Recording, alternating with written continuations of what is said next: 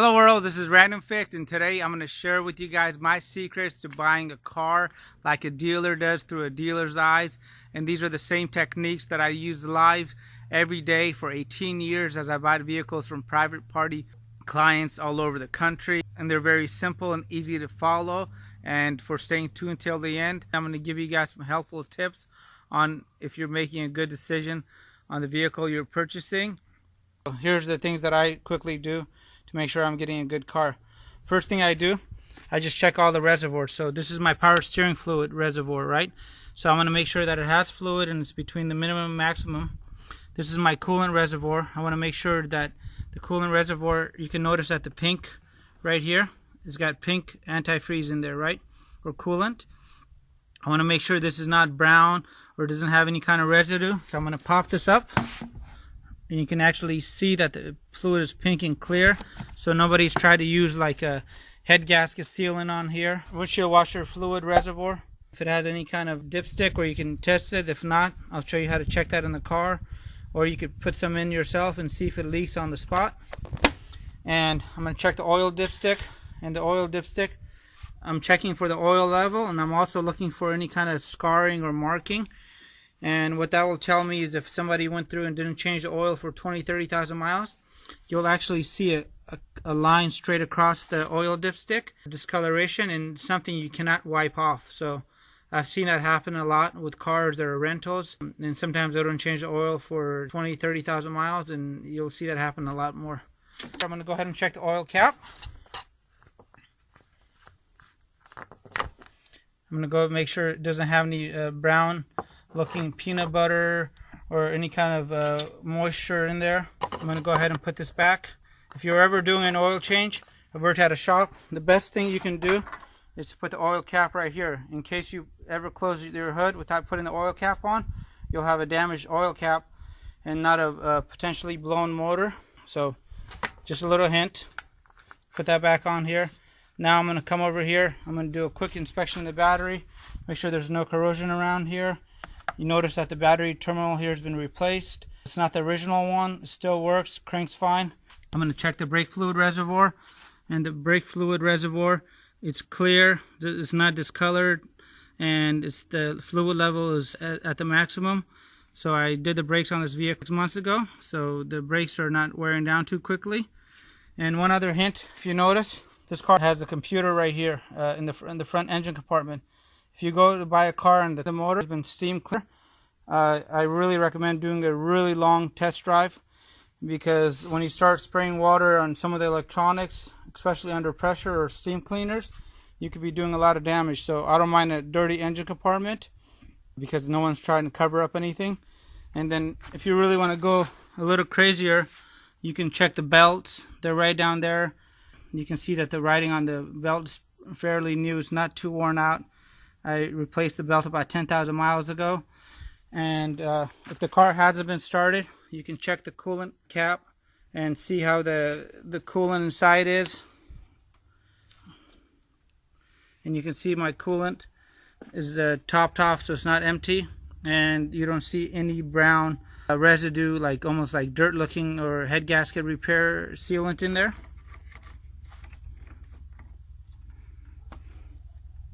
Alright, let me go ahead and show you what to look for on the dash before you crank the car over. So I just got in the car. I'm checking, make sure that the car has a check engine light and no one's disconnected. It's right over here and it's working. The oil light is working right down here. The ABS light is on. The TPMS light is on. The airbag light is on. So in the odometer, is right there, so I'm able to cycle through that.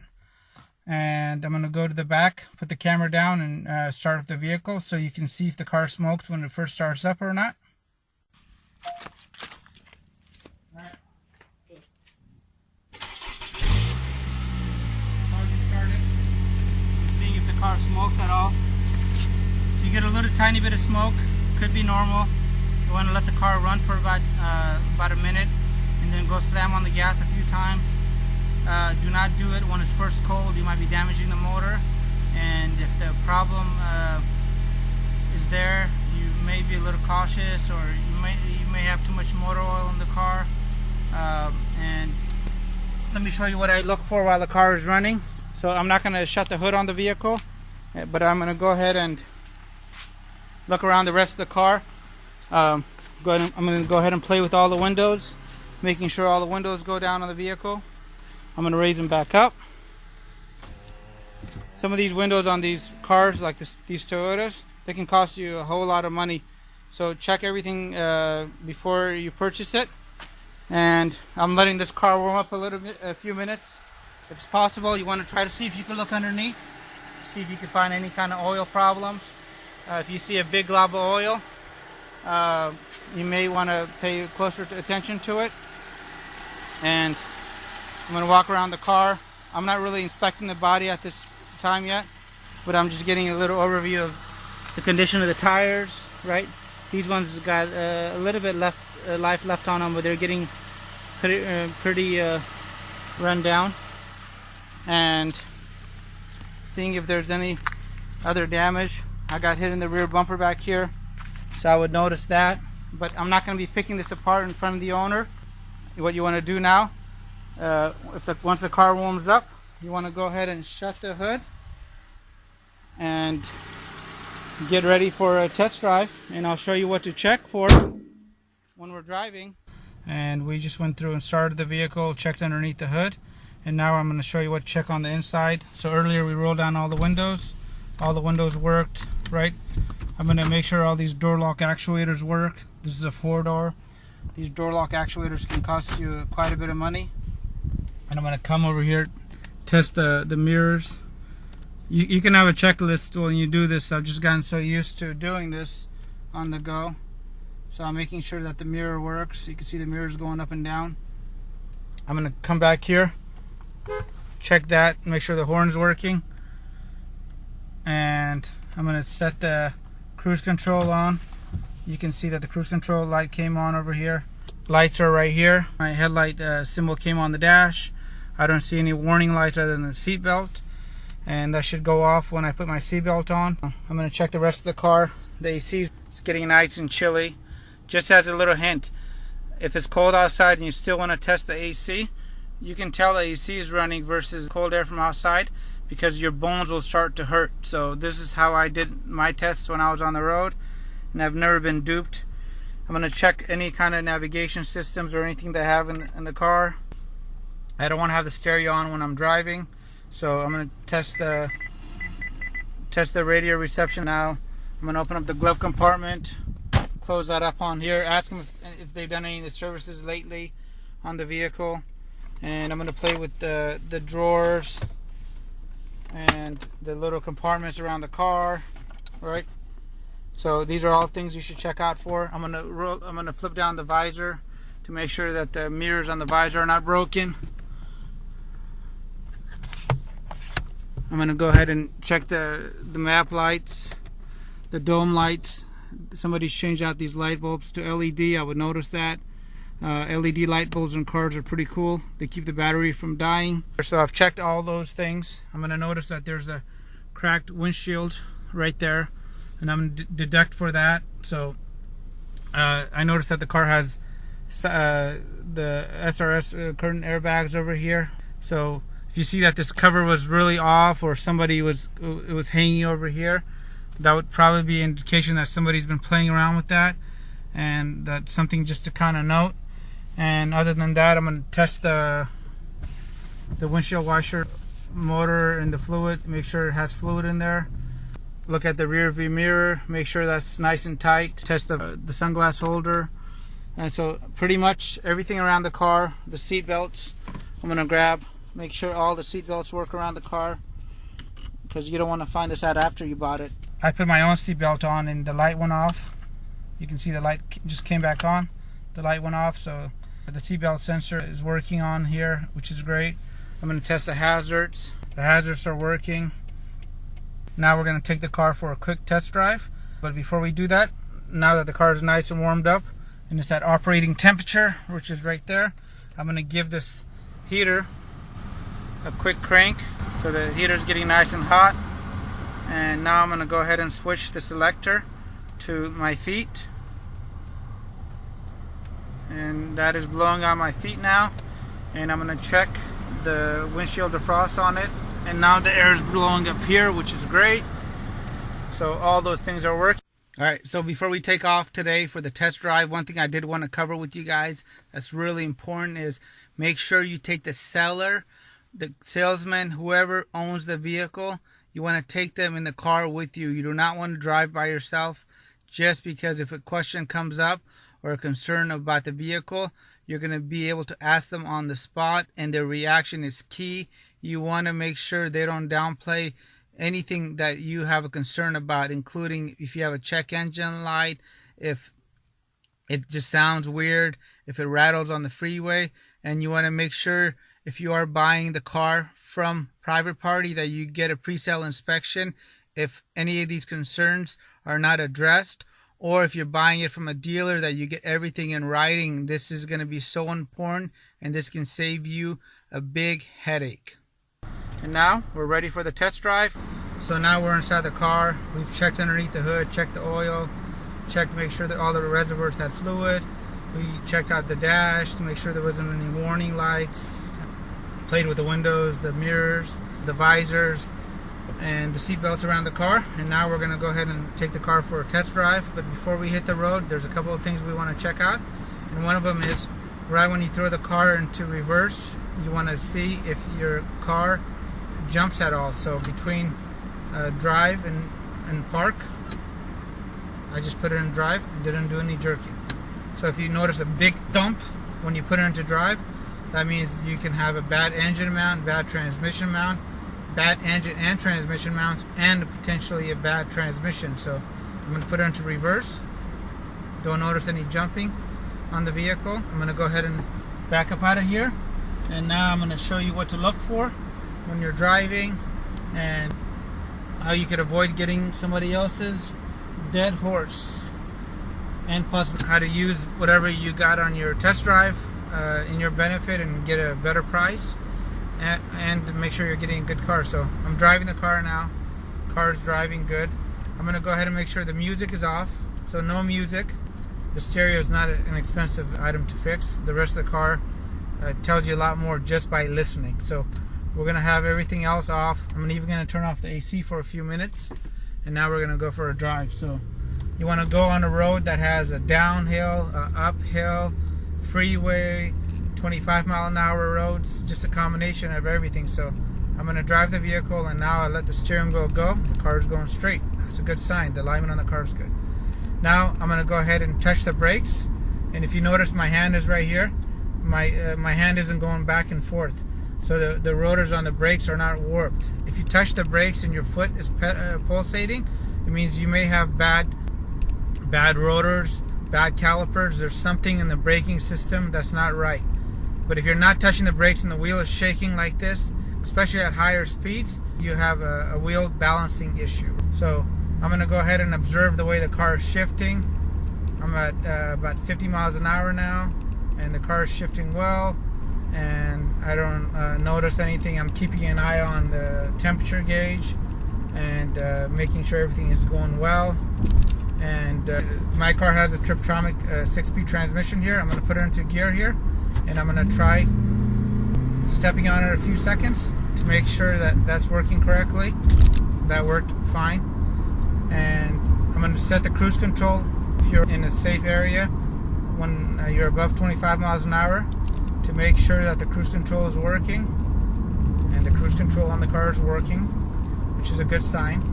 Now I'm going to keep driving the car, and we're getting into a downhill section right now, and this is really important that you take a car down a downhill section, because it really gives the brakes a chance to prove themselves. So I'm going about 60 miles an hour with the owner and everybody in the car aware they're going to step on the brakes.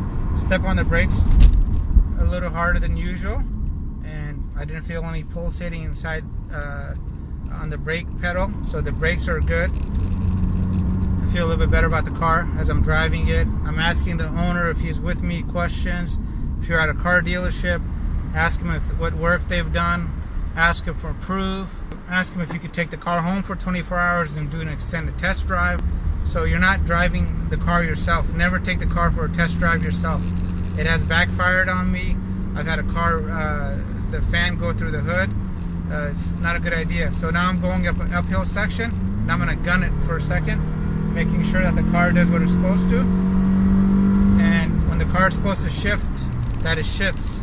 So sometimes if you have a bad transmission and you're going up uphill area, and there's something wrong with the transmission, when you gun it, it will not be able to shift out of that gear. So you got to make sure that you take that car for that nice extended test drive.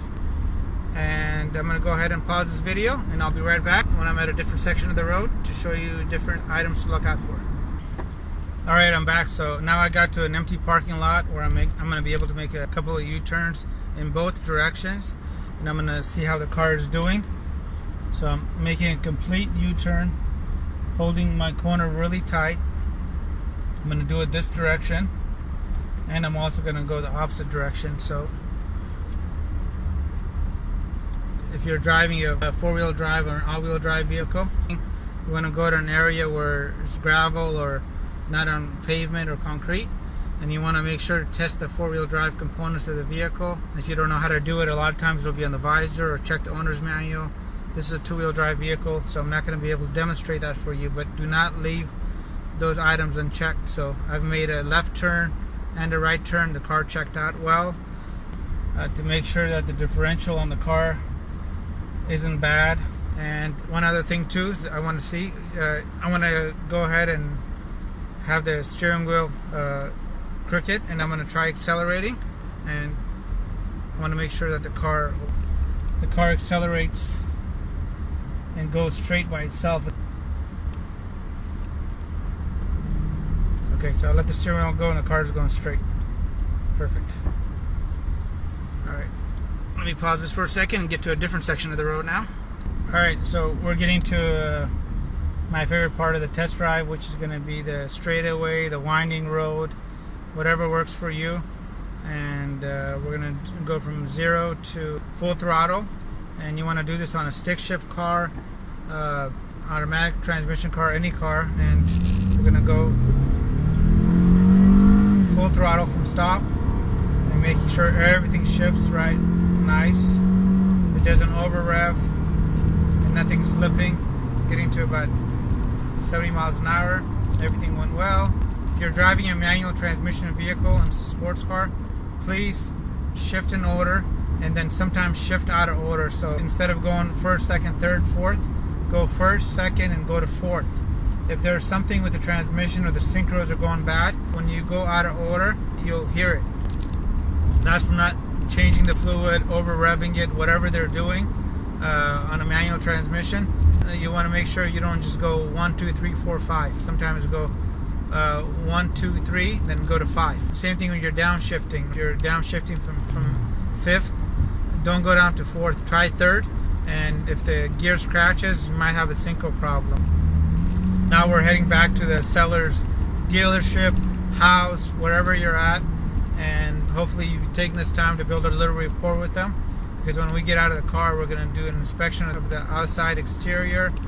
And if you've been taking notes this whole entire time, you had a checklist with you, you want to go ahead and pull out that checklist and write down all the things that you noticed about the vehicle. And I'm going to show you how to check to make sure that before you got there, the dealer or the seller didn't clear the check engine light, and how to tell if the car is ready for smog. And I'll have a link. The scanner that I use is $20, and how to use it, that's going to be coming up right now.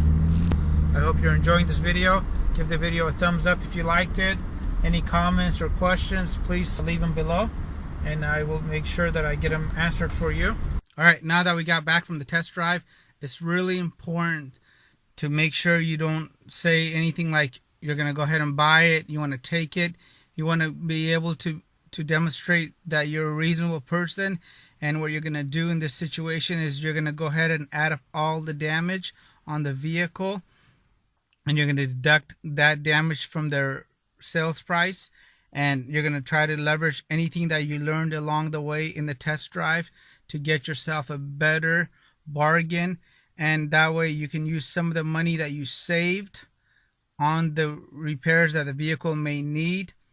You want to use a pen and paper, and this is really going to be a great method, and I've saved thousands of dollars on so many vehicles over the years, and this technique really works.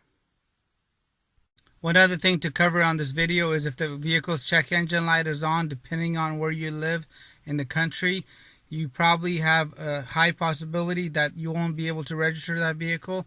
And some check engine lights can be as easy as a gas cap, and some can cost you thousands of dollars. And I've had vehicles over the years that nobody could fix because they had so much alteration done to them that would be more cost effective just to go ahead and total the vehicle out. So make sure you pay attention to that check engine light, and check out my video below on how to use that OBD2 scanner. That's that little red thing that costs $20 that can save you a huge headache and save you thousands of dollars over the years of owning it, because if your check engine light turns on, you're going to be able to take care of it yourself.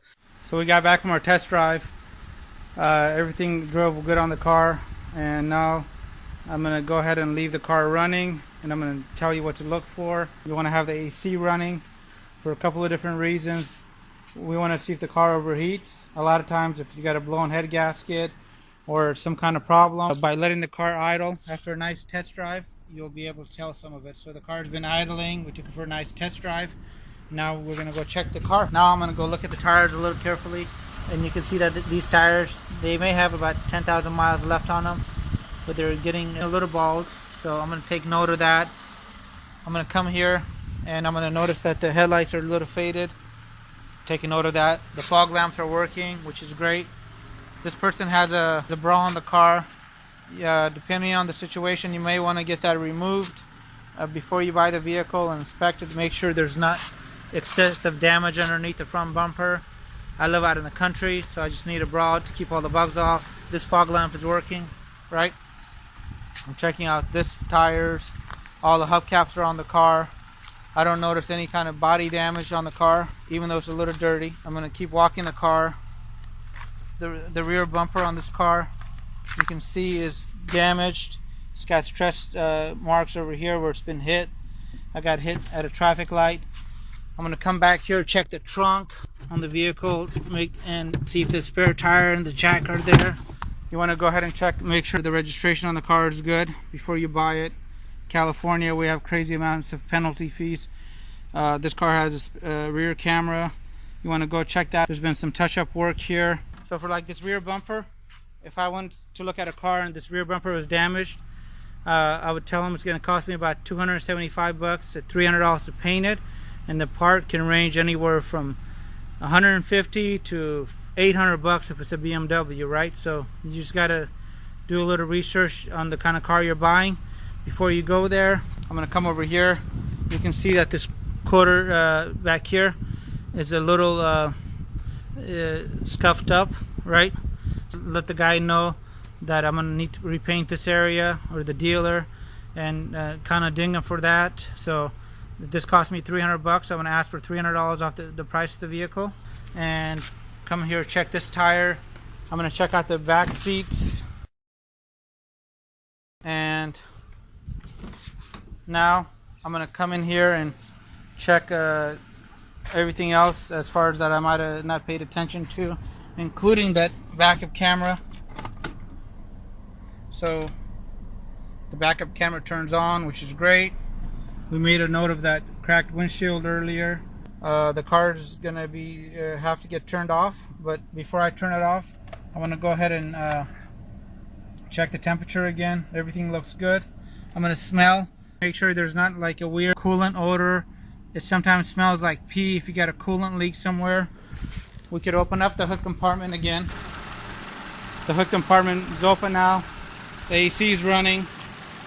I could test the motor. If I saw the motor kind of swinging like back and forth on a 6-cylinder or a V8, I would be a little bit cautious. I'm going to pay attention to any noises that I hear. I'm going to see if there's any misfires on the car that the computer isn't able to detect. And here's the secret. Open the door and just put your hand on the door and see if you could feel any crazy vibrations or any kind of miss, you'll see it like it'll be like 1, 2, 3, and the fourth it just won't be smooth. Your hand might be going like this. So this particular car doesn't have any misfires, and I'm gonna go ahead and show you how to use a scanner now, and then how to check to make sure all the parts on the car are original. So the engine's turned off, you're on the car, you plugged in the OBD2 port in the car right there, and OBD2 port machine's plugged in. I'm going to go ahead and hit scan, and while that's scanning, it says reading, it says diagnostic codes found 0, right? So no codes found. Now I live in California, so not only does it not have to have any codes, it also has to be ready. So the smog monitors on the car have to all be ready. So I'm gonna come down here and go to IM, right, monitors, and it says the mill is off, so the malfunction light illuminator or the check engine light on the car is off. This is useful in case somebody went ahead and pulled the light. It says misfire is ready, fuel is ready, the CCM is ready, the catalytic converter is ready, HCM is NA, evap is ready, the air system is ready, is NA. So everything on my car is ready. The oxygen sensor is right, the EGR is ready. So that's a good sign. But in case somebody went through and erased the codes, when I go to those monitors will say not ready. So I can go and check the VIN number of the vehicle if I wanted to. And that's how you use a OBD2 scanner to make sure that the car is ready for smog and to make sure there's no pending codes. Now let me show you how to check the panels on the car to make sure they're original. So first thing you want to do when you get in the car, you want to make sure that the VIN sticker is there on the vehicle. It should be in the driver's side door jamb. Certain cars underneath the hood, and sometimes it's on the driver's side. You want to make sure that each door has a VIN sticker. And so this is going to be the VIN sticker, and when the car is first produced, these are going to be on all the doors. So you want to make sure each door that you're looking at has this VIN sticker. So the front driver's side has it, the rear doors have it, the trunk has one as well, right? So those are all supposed to be on the car when the car is produced, and you normally cannot buy them. And the same thing with the hood. You want to make sure that it has the emissions label. If your car doesn't have an emissions label and you don't see this under padding here, it may mean that the car had been hit, and whoever wanted to put it back together just didn't want to spend the money of getting that label. Something to watch out for. And if you check all that, the car looks great, you're interested in buying it, you could do a little bit more and use a paint meter. Alright guys, so before I hand over the cash or write the check for the new vehicle that I'm purchasing, what I like to do is to check it with a paint meter. So I'm going to check the whole car with this, and this paint meter is going to actually measure the thickness of the paint, and with that measured, it's going to let me know if there's anything abnormal about the vehicle that I'm potentially purchasing, and this can save you thousands of dollars. I would rather rely on this than Carfax or AutoCheck, so this is definitely a really great tool to have if you're going to be in the market for a pre-owned vehicle, and they are going to be a little pricey but well worth it. The last thing that I want to cover before you hand over that money to that prospective seller, you want to go with your gut feeling. If you have a weird feeling about the person that you're transacting with, or they're just dismissing all your concerns and trying to make it seem like it's not really important, this is something you definitely want to go ahead and take into consideration before you hand over the money. And for staying tuned until the end, I'm going to include in this checklist that has everything that you need to make a good decision on your next pre-owned vehicle. So that will be in the description box below, or check out randomfixworld.com and under downloads. Alright, well, thank you for watching the video. Hopefully I covered some aspects of the car buying process that maybe you didn't consider. Maybe the paint meter idea was something new to you. So leave your comments in the description box below. And I want to hear about your horror stories about purchasing a pre-owned vehicle in the description box below. Thanks for watching. Have a great day. Feel free to share this video with friends and family. If you guys have any comments, hit the subscribe button, and I really appreciate your continued support.